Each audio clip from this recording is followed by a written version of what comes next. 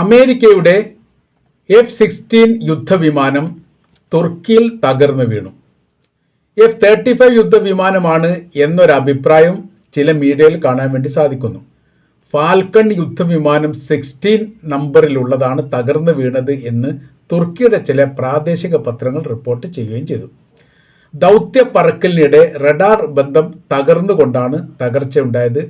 തകർന്നതിനോടൊപ്പം തന്നെ വലിയ ശബ്ദത്തോടു കൂടി പൊട്ടിത്തെറിച്ച് ചെതറിപ്പോയി ഈ വിമാനത്തിൻ്റെ ഭാഗങ്ങൾ എന്നാണ് റിപ്പോർട്ട്. പൈലറ്റായിരുന്ന മേജർ ഇബ്രാഹിം ബോളട്ട് സംഭവ സ്ഥലത്ത് വെച്ച് തന്നെ കൊല്ലപ്പെടുകയും ചെയ്തു. റഡാർ ബന്ധം ഒഴിവാക്കാനുള്ള കാര്യകാരണങ്ങൾ എന്താണ് എന്നതിനെക്കുറിച്ചും ഇത്തരമൊരു സംഭവം അമേരിക്കയുടെ ചരിത്രത്തിൽ ഇത് ആദ്യമായിട്ടാണ്. അതേക്കുറിച്ച് കൃത്യമായ രീതിയിൽ അന്വേഷണം നടത്താൻ വേണ്ടിയിട്ട് തുർക്കിയും അമേരിക്കയും സംയുക്തമായിട്ട് തീരുമാനിക്കുകയും ചെയ്തു. തുർക്കിയിലെ ബാലികേസർ എന്ന സ്ഥലത്ത് ഇസ്താംബുൾ ഇസ്കർ ഹൈവേയോട് ചേർന്നിട്ടാണ് ഈ ദുരന്തമുണ്ടായത് എന്നതിനാൽ ഏറെക്കുറെ ജനങ്ങൾ ആകെ ഭയവിഹ്വലരായിരുന്നു എന്നും കാണാൻ വേണ്ടി സാധിക്കുന്നു. പരസ്പരം ആളുകൾ അങ്ങോട്ടും ഇങ്ങോട്ടും ചെതറിപ്പോകുന്നത് എന്ത് സംഭവമാണ് നടന്നത് എന്നതിനെക്കുറിച്ച് അന്വേഷിക്കുന്നതും അറിയാൻ വേണ്ടി സാധിക്കുന്നു എന്ന് ചില റിപ്പോർട്ടിൻ്റെ അകത്ത് കാണാൻ വേണ്ടി സാധിക്കുന്നു. ഊർജ പരിശീലന ഫ്ലൈറ്റ് നടത്തുന്നതിനായി പറന്നുയർന്ന വിമാനമാണ് അപ്രത്യക്ഷമായ രീതിയിൽ റഡാറിൽ നിന്ന് പോവുകയും പിന്നീട് തകർന്ന് താഴെ വീഴുകയും ചെയ്തത്. തീപിടിച്ച് തകർന്ന് വീണു എന്ന് പറയുന്നു, വീണെടുത്ത് തീ പടർന്നതാണ് എന്നും പറയുന്നു. രണ്ട് റിപ്പോർട്ടും അതിൽ കാണാൻ വേണ്ടി സാധിക്കുന്നു. കഴിഞ്ഞ ദിവസമാണ് ഇറാനിൽ ഒരു ഹെലികോപ്റ്റർ ദുരന്തമുണ്ടാവുകയും 4 പേർ മരിക്കുകയും ചെയ്തത്. അതിനോടനുബന്ധിച്ച് എന്തെങ്കിലും രാഷ്ട്രീയ ബന്ധങ്ങൾ ഇതിനുണ്ടോ എന്ന കാര്യം അന്വേഷിക്കുന്നു. അമേരിക്കയുടെ യുദ്ധവിമാനം എന്ന് പറഞ്ഞാൽ ലോകാടിസ്ഥാനത്തിൽ വലിയ സ്വീകാര്യത ഉള്ളതും വലിയ രീതിയിലുള്ള വിലക്ക് അവർ വിൽപ്പന നടത്തുന്നതുമാണ്. അമേരിക്കൻ വ്യോമസേനയും നാറ്റോ സഖ്യകക്ഷികളും ഈ വിമാനമാണ് കൂടുതലായി ഉപയോഗിക്കുന്നത്. F-16 അത് 5ാം തലമുറയിൽപ്പെട്ട വിമാനമാണ് എന്നൊരു പ്രത്യേകതയുണ്ട്. F-35ൻ്റെ വകഭേദമാണ് എന്നും അതിൽ പറയപ്പെടുന്നു. 15 മുതൽ 70 മില്യൺ ഡോളറാണ് ഇതിൻ്റെ വില കണക്കാക്കുന്നത്. ചില സാങ്കേതിക മാറ്റങ്ങളോ അല്ലെങ്കിൽ ബോഡി ഷേപ്പിന് മാറ്റങ്ങളോ ഉണ്ടാകുന്ന സമയത്ത് വിലക്ക് വലിയ മാറ്റങ്ങളുണ്ടാകും. അതുകൊണ്ടാണ് ഇങ്ങനെ വില പറയാൻ വേണ്ടി. കാരണം 15 മില്യണിൽ നിന്നാണ് തുടങ്ങിയത്. ഇപ്പോൾ ഏകദേശം അത് കിട്ടണമെങ്കിൽ 70 മില്യൺ ഡോളറോ അതല്ലെങ്കിൽ അതിൽ കൂടുതലോ നൽകേണ്ടി വരും എന്നുള്ളതാണ് മനസ്സിലാക്കാൻ പറ്റുന്നത്. ഇപ്പോഴത്തെ വിഷയം എന്ന് പറഞ്ഞാൽ തുർക്കിയുടെ കൈവശത്തിൽ 200-ലധികം സമാനമായിരിക്കുന്ന F-16 യുദ്ധവിമാനങ്ങൾ ഉണ്ട് എന്നുള്ളതാണ്. F-16 ഫാൽക്കൺ യുദ്ധവിമാനം അത് 200-ലധികം ഉണ്ട് എന്ന് പറയുന്ന സമയത്ത് അവർ വലിയ ആശങ്കയിലാണ്. ഇത് എങ്ങനെ ഉയർത്താൻ പറ്റും, എങ്ങനെ ഈ ലക്ഷ്യത്തിലെത്തിക്കാൻ വേണ്ടി സാധിക്കും എന്നതിൽ വലിയ പ്രയാസം അനുഭവിക്കുന്നു. അതിന് ചില മീഡിയകൾ പറയുന്ന പ്രധാനമായിരിക്കുന്ന കാര്യം F-35 എന്ന് പറയുന്ന യുദ്ധവിമാനം 30 എണ്ണമോ 35 എണ്ണമോ സൗദി അറേബ്യക്ക് അമേരിക്ക വിറ്റിരുന്നു. വിറ്റ സമയത്ത് അത് വലിയ രീതിയിൽ എതിർപ്പുമായിട്ട് ഇസ്രായേൽ മുന്നോട്ട് വന്നു. 38 എണ്ണമാണ്. 35 യുദ്ധവിമാനം F-35 ഇസ്രായേലിൻ്റെ കൈവശത്തിലുണ്ട്. 38 എണ്ണം സൗദി അറേബ്യക്ക് നൽകുന്ന സമയത്ത് മിഡിൽ ഈസ്റ്റിലെ ഏറ്റവും വലിയ F-35 യുദ്ധവിമാനമുള്ള രാജ്യമായി ഓട്ടോമാറ്റിക്കായിട്ട് സൗദി അറേബ്യ മാറും. അതിൽ തങ്ങൾക്ക് ആശങ്കയുണ്ട്, തങ്ങൾക്ക് പ്രയാസമുണ്ട്. അതുകൊണ്ട് തന്നെ അവരുമായിട്ടുള്ള കരാർ റദ്ദാക്കണമെന്ന് പറഞ്ഞു. മുമ്പ് തുർക്കിയുമായിട്ടും സമാനമായിരിക്കുന്ന വിഷയം ഉണ്ടായ സമയത്ത് ഇസ്രായേലിൻ്റെ ഇടപെടൽ മൂലമാണ് ആ കരാർ റദ്ദാക്കിക്കൊണ്ട് അവർക്ക് നൽകാതിരുന്നത്.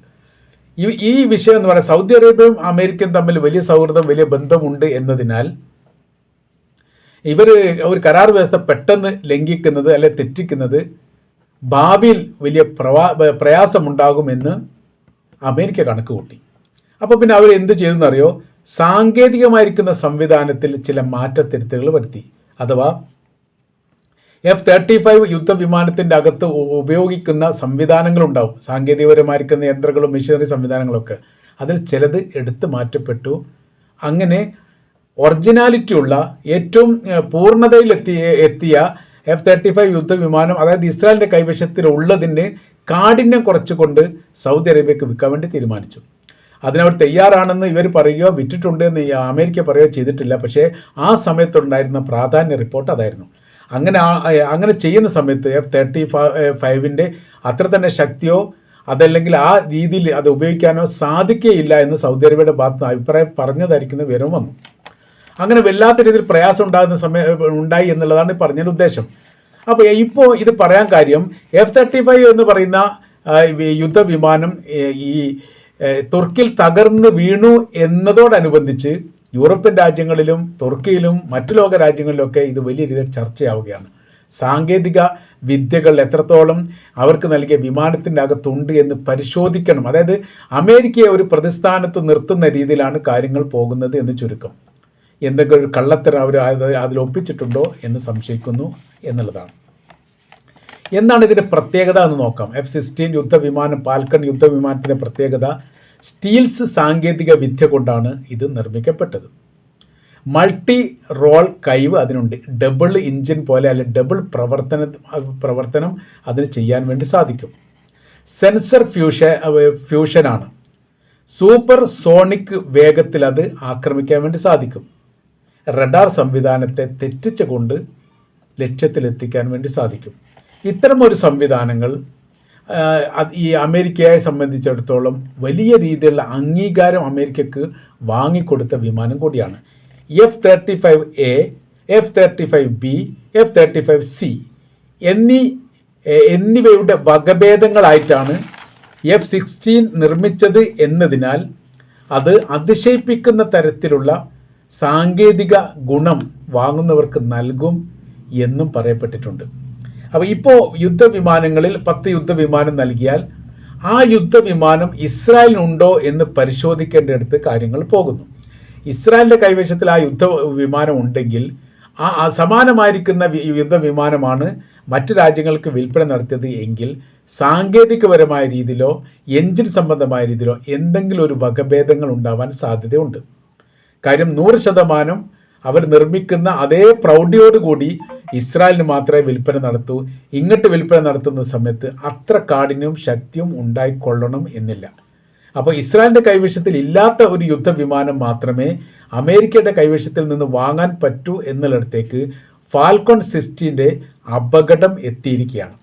അപ്പോൾ ഈ അപകടവുമായി ബന്ധപ്പെട്ട് സമഗ്രമായിരിക്കുന്ന അന്വേഷണം പ്രഖ്യാപിച്ചിട്ടുണ്ടെങ്കിൽ പോലും അതൊരു കൃത്യതയോട് കൂടിയിട്ട് പുറത്തു വരില്ല. ഇപ്പോൾ യുദ്ധസമാന സാഹചര്യം നിലനിൽക്കുകയും ഏറെക്കുറെ തുർക്കി ഇസ്രായേൽ വിരുദ്ധമായിരിക്കുന്ന നിലപാട് സ്വീകരിക്കുകയും അങ്ങനെ വരുന്ന ഒരു പ്രത്യേക സാഹചര്യത്തിൽ ഈ ദുരന്തം ഉണ്ടാകുന്നു. അപ്പോൾ ഇതിൽ ഏത് പങ്കാളിത്തമാണ് വെച്ച് ആഭ്യന്തരമായ രീതിയിൽ എന്തെങ്കിലും അക്രമം നടത്തിയിട്ടുണ്ടോ എന്നുള്ളതും പരിശോധിക്കുകയാണ്.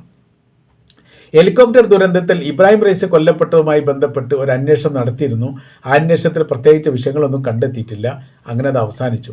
എന്നാലും ചില സംശയങ്ങൾ ഇപ്പോഴും നിലനിൽക്കുന്നു എന്നുള്ളത് യാഥാർത്ഥ്യമാണ്.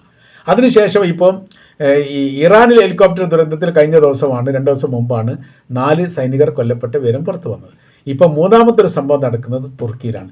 തുർക്കിയിലത് മറ്റുള്ള പ്രത്യേകത എന്ന് പറയുന്ന സംഭവം അതൊരു യുദ്ധവിമാനമാണ്, ഏറ്റവും സുരക്ഷിതമുള്ളതാണ്, 15th ജനറേഷനിൽപ്പെട്ടതാണ്, അമേരിക്കൻ്റെ നിർമ്മിതയാണ്.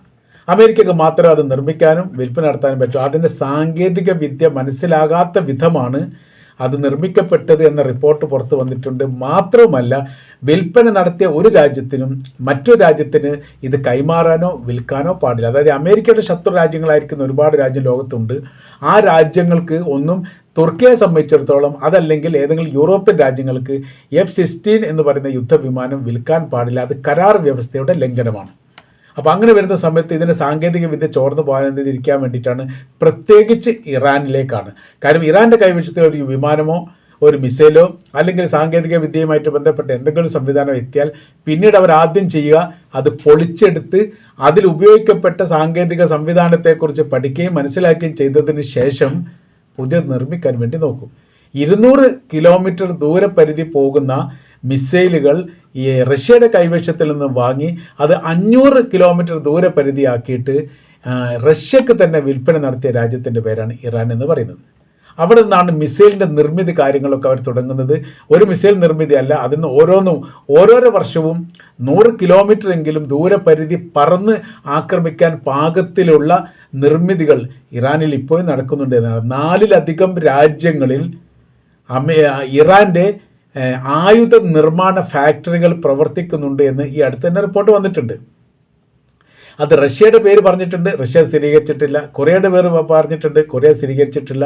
തുർക്കിയുടെ പേര് പറഞ്ഞിട്ടുണ്ട്, തുർക്കിയ സ്ഥിരീകരിച്ചിട്ടില്ല. സിറിയയിലാണ് പിന്നെ ഒന്ന് പറഞ്ഞത്. അതിനെ സ്ഥിരീകരിക്കാനോ അല്ലെങ്കിൽ എതിർപ്പ് പ്രകടിപ്പിക്കാനോ ഭരണാധികാരികൾ ആരും നേർക്കുനേരെ ഇല്ലാത്തത് കൊണ്ട് അവരൊന്നും പറയുന്നുമില്ല. ഏതായിരുന്നാലും ഇപ്പോഴത്തെ സ്ഥിതി എന്ന് പറയുന്നത് അമേരിക്കയെ സംബന്ധിച്ചിടത്തോളം അവർ വലിയ ആശങ്കയിലാണ് ഈ കാര്യത്തിൽ. കാര്യം തങ്ങളുടെ ഒരു യുദ്ധവിമാനം തകർന്നു വീണു എന്ന് പറഞ്ഞ സമയത്ത് അത് തങ്ങളുടെ വിശ്വാസ്യതയെ ചോദ്യം ചെയ്യുന്നിടത്തേക്കാണ് കാര്യങ്ങൾ പോകുന്നത് എന്ന് യഥാർത്ഥത്തിൽ അമേരിക്ക മനസ്സിലാക്കുന്നു എന്നാണ് ഈ വിഷയവുമായിട്ട് ബന്ധപ്പെട്ട് നമ്മൾക്ക് പ്രതിപാദിക്കാൻ വേണ്ടിയിട്ട് സാധിക്കുന്നത്.